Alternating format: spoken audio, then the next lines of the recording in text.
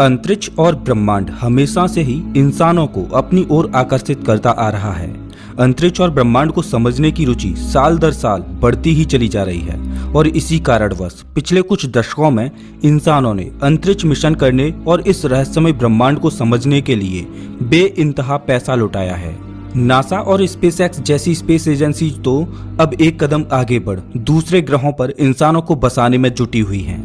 यकीनन पिछले कुछ दशकों में अंतरिक्ष को लेकर हमारी समझ में एक तेज इजाफा हुआ है। इन कुछ सालों में हमने अंतरिक्ष विज्ञान में बहुत सी चीजों को जाना और समझा है। कई ऐसे राजों से पर्दा उठाया जो एक वक्त केवल किस्से और कहानियों का हिस्सा थे। बावजूद इतने एडवांसमेंट के आज भी कई लोगों को स्पेस के बारे में ठीक ठीक जानकारी नहीं है। हॉलीवुड में दिखाई जाने वाले स्पेस मूवीज स्पेस से जुड़ी कई सारी भ्रांतियां फैलाने का काम करती हैं। मूवीज को इंटरेस्टिंग बनाने के लिए फिल्म मेकर्स साइंटिफिक फैक्ट्स की ओर ध्यान नहीं देते और इसी कारण लोग उन्हीं चीजों पर विश्वास करने लगते हैं जैसा कि उन्हें फिल्मों या फिर आम जिंदगी में दिखाया जाता है। लेकिन अंतरिक्ष की वास्तविकता फिल्मों की काल्पनिक दुनिया से बेहद अलग है। आज के इस वीडियो में हम स्पेस से जुड़े कई सारे ऐसे मिथ्स को देखेंगे जिन्हें आज भी लोग सच मानते हैं। हमारा सूरज जलते हुए आग का गोला है। यह एक बहुत बड़ा मिसकंसेप्शन है कि हमारा सूरज जलते हुए आग का गोला है। दरअसल आग या कहें फायर एक केमिकल रिएक्शन होती है जो ऑक्सीजन की उपस्थिति में होती है, लेकिन सूरज पर ऑक्सीजन की मात्रा ना के बराबर है। इसका मतलब ये हुआ कि सूरज पर कभी आग लग ही नहीं सकती। इससे इतना तो साफ हो जाता है कि सूरज आग का गोला नहीं है।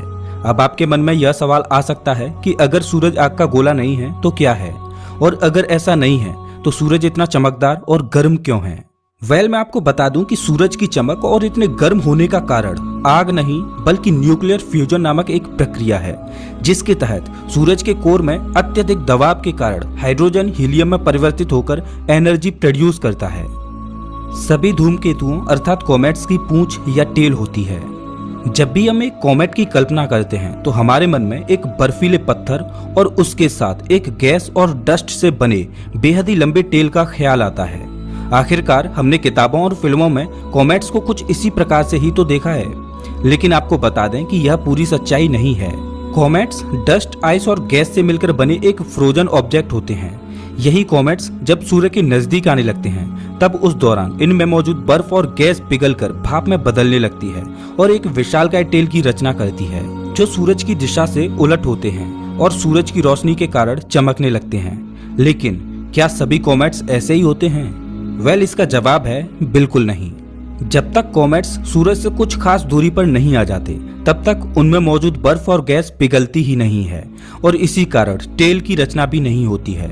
उदाहरण के तौर पर नेपच्यून के ऑर्बिट से बाहर और सोलर सिस्टम के अंतिम छोर यानी कि ओर्ट क्लाउड के क्षेत्र में मौजूद कॉमेट्स में टेल नहीं होती। न्यूक्लियर वेपन की सहायता से धरती की ओर बढ़ रहे एस्ट्रॉइड्स को नष्ट किया जा सकता है।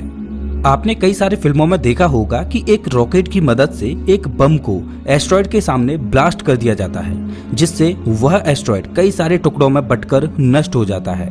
लेकिन क्या ऐसा सच में होता है और क्या न्यूक्लियर वेपन के जरिए एस्ट्रॉइड से हम धरती को बचा सकते हैं? वैज्ञानिकों की माने तो ऐसा संभव ही नहीं है। एस्ट्रॉइड्स पत्थरों से बने एक खगोलीय पिंड होते हैं। अगर एक एस्ट्रॉइड को न्यूक्लियर वेपन की मदद से ब्लास्ट कर दिया जाता है तो इससे खतरा और बढ़ सकता है। ऐसा कुछ करने पर एस्ट्रॉइड कई छोटे छोटे टुकड़ों में बंट जाएगा और वे सारे टुकड़े सीधा धरती की ओर गिरेंगे, जिससे धरती पर छोटे छोटे एस्ट्रॉइड्स की बारिश सी हो जाएगी। और ये जरूरी नहीं कि सारे एस्ट्रॉइड धरती के वातावरण में जलकर खाक हो जाएं।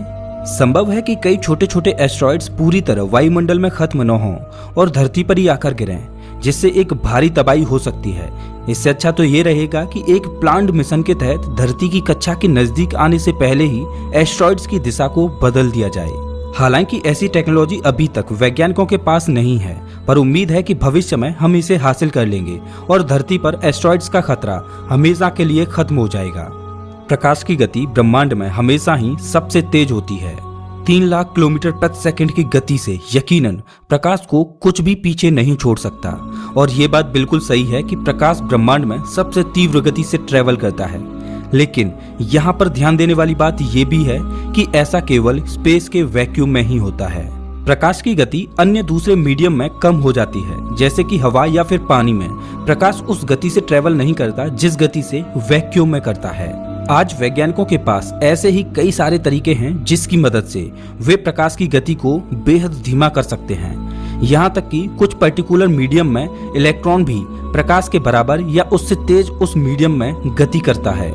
गैस जाइंट प्लैनेट केवल गैस से मिलकर बने होते हैं। हमारे सोलर सिस्टम के बाहरी प्लैनेट्स जैसे कि जुपिटर, सैटर्न, यूरेनस और नेपच्यून को गैस जाइंट्स कहा जाता है, क्योंकि इन प्लैनेट्स का वातावरण और सतह गैसेज से मिलकर बनी होती है। लोग ऐसा भी मानते हैं कि ये पूरे के पूरे प्लैनेट्स केवल गैस से मिलकर ही बने होते हैं, लेकिन ये भी एक बहुत बड़ा मिसकंसेप्शन है, क्योंकि थ्योरीज हमें बताती हैं कि इन प्लैनेट्स का कोर सॉलिड होता है। इससे ये साबित हो जाता है कि गैस जाइंट्स केवल गैस से मिलकर नहीं बने होते। एस्टेरॉयड बेल्ट में दाखिल होने वाले स्पेसक्राफ्ट नष्ट हो जाते हैं। यह एक बहुत बड़ा मिथ है जिसे कई लोग आज भी सच मानते हैं। हॉलीवुड मूवीज में अक्सर एक स्पेसक्राफ्ट को दिखाया जाता है जिसका सामना कई सारे पत्थरों से होता है। बेसिकली ये एस्टेरॉयड बेल्ट होता है जिससे एक स्पेसक्राफ्ट गुजरता है और कई बार स्पेसक्राफ्ट किसी पत्थर से टकराकर नष्ट हो जाता है। खैर, ये तो मूवीज की दुनिया थी, वास्तविकता में ऐसा कुछ नहीं होता है। एस्टेरॉयड बेल्ट सूरज से 200 मिलियन मील दूर शुरू हो जाता है और ये लगभग 100 मिलियन मील के दायरे में फैला हुआ है। ये बात बिल्कुल सही है कि एस्टेरॉयड बेल्ट एस्टेरॉयड से भरा पड़ा है, लेकिन वह बात जो आपको कोई नहीं बताता वो ये है कि एस्टेरॉयड बेल्ट में मौजूद एस्टेरॉयड की एक दूसरे से दूरी काफी ज्यादा है। साथ ही इसमें एस्टेरॉयड्स की संख्या भी ज्यादा नहीं है। अगर इस बेल्ट में मौजूद सारे एस्टेरॉयड्स को मिला दिया जाए तभी उन सब का मास हमारे चांद के मास का केवल 4% ही होगा। इससे आप समझ सकते हैं कि एस्टेरॉयड बेल्ट एस्टेरॉयड से खचाखच भरा नहीं है, बल्कि ये एक सुनसान सी जगह है जहां थोड़े बहुत एस्टेरॉयड्स ही मौजूद हैं और किसी भी स्पेसक्राफ्ट से इन एस्टेरॉयड्स के टकराने की संभावना बेहद कम है। नासा द्वारा किए गए पायोनियर और वॉयेजर मिशन को भी एस्टेरॉयड बेल्ट से गुजारना था और उस मिशन के दौरान इन दोनों स्पेसक्राफ्ट की टक्कर किसी भी एस्टेरॉयड से नहीं हुई थी। ये इस बात का सबूत है कि एस्टेरॉयड बेल्ट में मौजूद एस्टेरॉयड्स की दूरी एक दूसरे से बहुत ज्यादा है। स्पेस में जाने के तुरंत बाद आप वेटलेसनेस महसूस करेंगे। सभी वैज्ञानिक इस बात पर सहमति जताते हैं कि अंतरिक्ष 62 मील ऊपर से शुरू हो जाता है। इसके बाद से धरती का वातावरण लगभग वैक्यूम जैसा ही है, लेकिन इसका मतलब ये बिल्कुल भी नहीं है कि इस पॉइंट के ऊपर जाने के बाद आप अचानक से वेटलेसनेस महसूस करने लगेंगे। अगर आप एक एक्सेलरेटिंग रॉकेट में होंगे तो यकीनन आपको धरती की ग्रेविटी महसूस होगी। आपको वेटलेसनेस तभी महसूस होगा जब आप फ्री फॉल की स्थिति में होंगे। किसी भी चीज को ऑर्बिट करने का मतलब होता है उस चीज के चारों तरफ हमेशा के लिए गिर जाना, जैसे कि हमारा चांद धरती की तरफ, धरती सूरज की तरफ और सूरज गैलेक्सी के केंद्र के चारों तरफ फॉल कर रहा है। अगर आप धरती से 250 मील ऊपर होते तो आपको 17,500 मील प्रति घंटे की रफ्तार से धरती को ऑर्बिट करना पड़ता, तब जाकर आपको वेटलेसनेस महसूस होता। ये वही स्पीड है जिस स्पीड से स्पेस स्टेशन और उसमें मौजूद अंतरिक्ष यात्री धरती का चक्कर लगाते हैं। हम रात के आसमान में अनगिनत तारों को देख सकते हैं। ये भी एक बहुत बड़ा मिसकंसेप्शन है कि हम रात के आसमान में अनगिनत तारों को देख सकते हैं। रात के आसमान में देखने पर पूरा का पूरा आसमान तारों से भरा होता है और इन तारों को एक एक कर गिन पाना बेहद ही मुश्किल होता है। इसीलिए लोग ये मान बैठते हैं कि आसमान में अनगिनत तारे हैं और इन तारों की गिनती करना संभव नहीं है, लेकिन ये बात बिल्कुल गलत है। रात के आसमान में हम कुछ खास अपेरमेंट मैग्नीट्यूड के तारों को ही अपनी आंखों से देख पाते हैं। जो तारे धरती से बहुत दूर होते हैं या फिर जिन तारों की ब्राइटनेस बहुत कम होती है वह धरती से दिखाई नहीं देते। वैज्ञानिकों के एस्टीमेट के मुताबिक आसमान में हम केवल 3000 तारों को ही नंगी आंखों से एक समय पर एक जगह से देख सकते हैं। इससे ज्यादा तारों को देख पाना इंसानी आंखों के लिए संभव ही नहीं है। ग्रहों के चांद ग्रहों को उसी दिशा में ऑर्बिट करते हैं जिस दिशा में वह ग्रह रोटेट करता है। ये बात सौरमंडल में मौजूद सभी चांदों के लिए तो सही है, लेकिन नेपच्यून का चांद ट्राइटन इस रूल को फॉलो नहीं करता है।